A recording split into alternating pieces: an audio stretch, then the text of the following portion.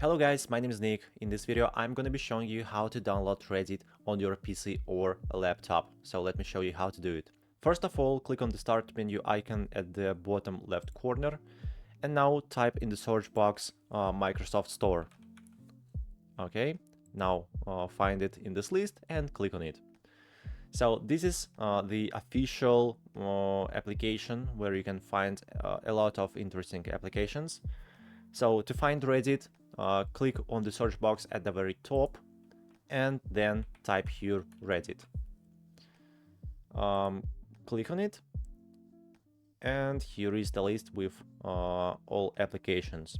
So on the first place you can find Reddit, click on it, and now we can easily install it. Click on get. Now just wait a bit to download it on your desktop. Okay, that's all. And now you can easily open it up. Just click on open. And here is the Reddit. Now you can also find it in your search box. Just drag and drop it on desktop. And now you can open Reddit by clicking on this icon. Let's close it. Open it up and here it is. Hope my video was helpful for you. Please subscribe to my channel if this video was helpful for you and like it. Thank you very much for watching. Have a nice day.